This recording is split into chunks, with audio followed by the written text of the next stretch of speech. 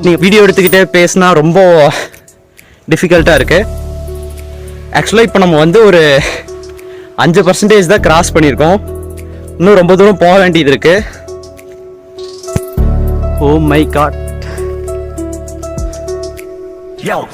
மலையும் பல காடுகளும் அதில் தேனுகரும் பல தரமினகள் கலையும் மலையாளிகளும் இதில் ஆடி வரும் சில புது வழியில். ஃபைனலி நம்ம வந்து ஒரு பாதி இடத்துக்கு வந்தாச்சு. நீங்களே பாருங்களேன், நம்ம ஒரு கோபுரத்தை பார்த்தோம்ல, அது இப்போ எவ்வளோ தூரம் கீழே இருக்குதுன்னு பாருங்களேன். ஸோ எவ்வளோ ஹைட்டில் இருக்குன்னு பார்த்தீங்கன்னா, ஆக்சுவலாக நாமளே மலைக்கு மேலே தான் அந்த கோபுரமே இருக்குது. கோபுரத்துக்கு மேலே வந்து நம்ம இப்போ வந்திருக்கோம். கோபுரத்துக்கு மேலே ஒரு 800 அடி இருக்குன்னு நினைக்கிறேன் இந்த கோயில். இன்னும் நம்ம போக வேண்டிய தூரம் வேறு இருக்குது.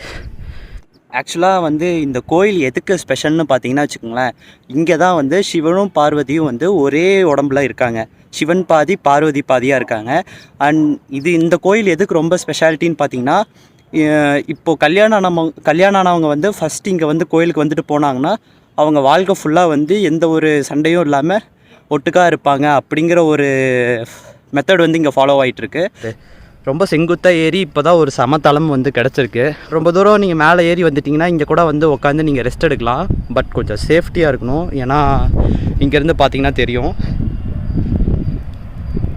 டைரெக்டாக வந்து கீழே தான் போகும். ஸோ நம்ம கொஞ்சம் சேஃப்டியாக இங்கே வந்து உட்காரலாம்.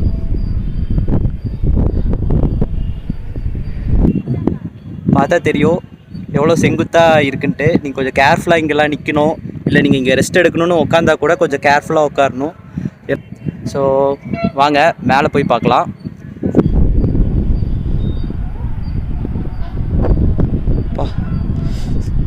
ரொம்ப தூரம் டயர்டாக வந்து நம்ம மேலே ஏறி வந்ததுக்கு இப்போ கொஞ்சம் சில்லுன்னு காற்றடிக்குது.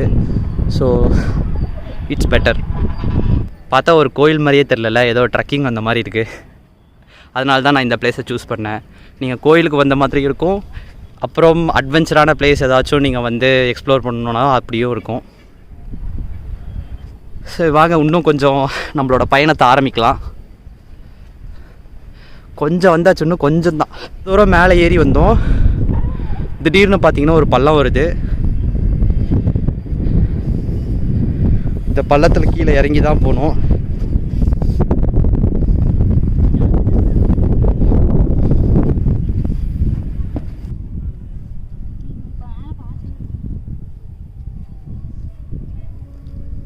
இப்போது வந்து செங்குத்தாக கீழே இறங்குது. கொஞ்சம் கேர்ஃபுல்லாக தான் கால் எடுத்து வைக்கணும். ஏன்னா வந்து இங்கே வைக்கிற அளவுக்குலாம் எதுவும் இருக்காது. நீங்கள் கம்பியை பிடிச்சிக்கிட்டே தான் கீழே இறங்கணும். ஏன்னா கொஞ்சம் மிஸ் ஆனாலும் வந்து நம்ம கீழே போய் விழுந்துருவோம். பார்க்கவே செம்மையாக இருக்குது. இந்த இடத்துல வந்து குளம் இருக்குது, அமைச்சிருக்காங்க. ஒரு பள்ளத்துக்கு மேலே திருப்பி வந்து செங்குத்தாக ஏறுது.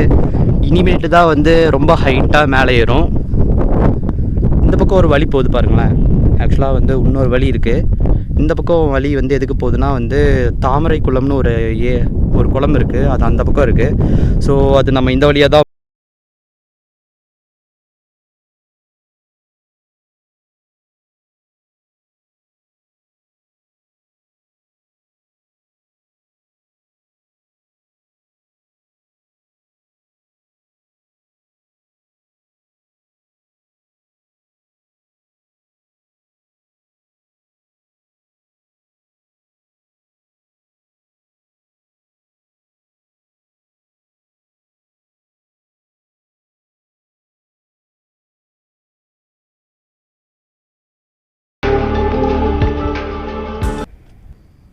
ஸோ காய்ஸ், அந்த பக்கம் ஒரு பாறை இருக்குது. அங்கே தான் வந்து ஒரு பாண்டவர் படுக்கை அப்படின்னு சொல்லுவாங்க. அந்த பிளேஸ்க்கு போய் பார்க்கலாம் எப்படி இருக்குன்ட்டு.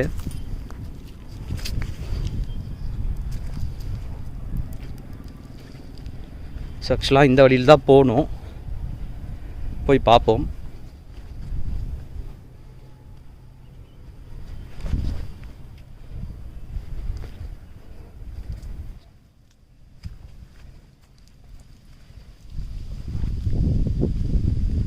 வாவ், இந்த பிளேஸை எக்ஸ்ப்ளோர் பண்ண நிறையா இருக்குங்க. இந்த பக்கம் ஒரு பெரிய ஒரு குகை மாதிரி இருக்குது. அந்த குகைக்கு தான் நம்ம போய் பார்க்குறோம். இந்த பக்கம் பாருங்களேன், நம்ம போன கோயில் பாண்டவர் படுக்கை அப்படின்னு சொல்லுவாங்க. அது எதுக்கு சொல்கிறாங்கன்னு எனக்கு தெரியல. பட் உள்ளே போய் உக்காந்தா வந்து ரொம்ப சில்னஸாக இருக்கும். தெரியுதுங்களா அந்த குகை? ஸோ அதுதான் அந்த கேவ். ஸோ போய் பார்ப்போம். கொஞ்சம் திகிலாக தான் இருக்குது, என்ன இருக்குன்னு தெரில. வாவ், பாருங்களேன் எவ்வளோ பெரிய பாறை. உள்ளே பார்த்தீங்கன்னா செம்ம சில்லுன்னு இருக்கு. Wow, nice.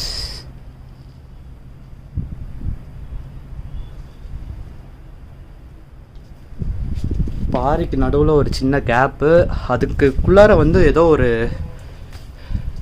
பிளேஸ் இருக்குது. இங்கே தான் வந்து உட்கார்ற மாதிரி சில சித்தர்கள்லாம் அந்த காலத்தில் வரும்போது இங்கே தான் வந்து உட்காந்து மெடிடேஷன்லாம் பண்ணுவாங்கன்னு சொல்லியிருக்காங்க. ஓ மை காட், கீழே இறங்குறதுக்குள்ளார கால் வேற லெவலு. ஐயோ முடியலப்பா. இந்த அக்குபஞ்சு ட்ரீட்மெண்ட் கொடுத்த மாதிரி இருக்குங்க பாதத்தெல்லாம். காலோட பாதம் வேறு லெவலில் வலிக்குது. ஆனால் இது ஒரு நல்ல எக்ஸசைஸ் தான்.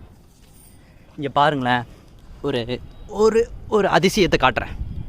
see this stone. இந்த பாறையை பாருங்கள் எப்படி இருக்குன்னு. எந்த ஒரு பேலன்ஸுமே இல்லாமல் இருக்குது. அது எவ்வளோ ஹைட்டில் இருக்குதுன்னு பாருங்கள். எந்த ஒரு பேலன்ஸுமே கிடையாது. பார்த்தீங்கன்னா தெரியும். எப்படின்னே தெரில. பாருங்களேன், எந்த ஒரு பேலன்ஸுமே கிடையாது. வேறு லெவல். அதுவும் பாருங்கள், இவ்வளோ நாள் காற்று புயல் நிறையா அடிச்சிருக்கு. பட் எந்த பாறையும் எப்படி இருக்கோ அப்படியே இருக்கும்.